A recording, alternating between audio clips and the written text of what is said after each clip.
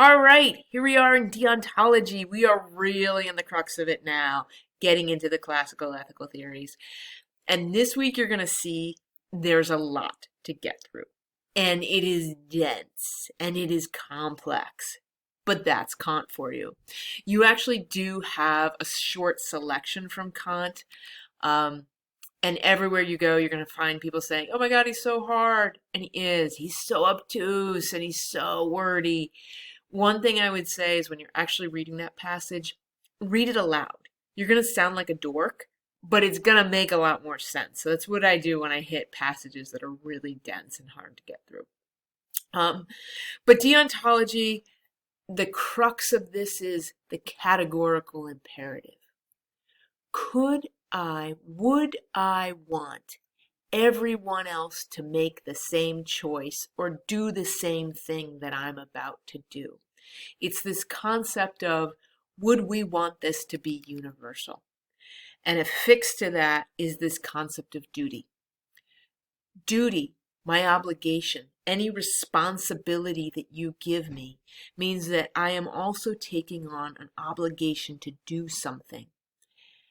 And the categorical imperative says that if someone has a responsibility to do something, no matter what it is in the world, I want them to honor that responsibility. I want them to fulfill their duty.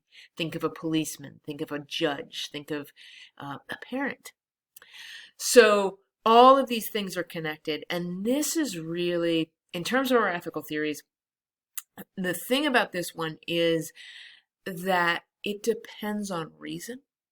So I'm going to think through I'm going to think through my action. I'm going to think through whether or not I would want other people to do this. I would want to live in a world where this happened. And it has nothing to really do with belief. So I could be a deontologist and be a Buddhist or a Christian or a Hindu.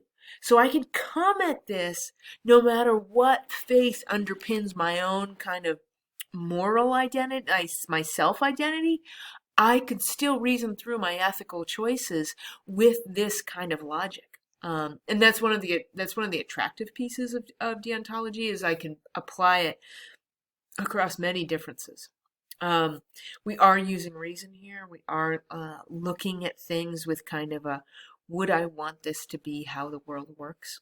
The imperfect analogy I always use is driving a car on a late night, and I'm driving a Porsche. I could go really fast. But do I want everybody to go really fast at night on a highway? Like, that's the question we're asking. Do I want to live in a world where that's what's going on highways late at night, is people are driving recklessly and fast? And you're going to apply that to any decision you make. So this week we have a teeny tiny quiz. Don't get nervous. Just to make sure we all understand the basics of this concept, so don't get nervous. That'll go up on Tuesday. And then we're going to look at whistleblowers and talk about this idea of, do I want to live in a world where this is how things work? Do I believe these people have a duty to do this? But do I want to be scared of someone always telling on me if I make the wrong choice? So let's look at that using the lens of deontology. All right, thanks so much.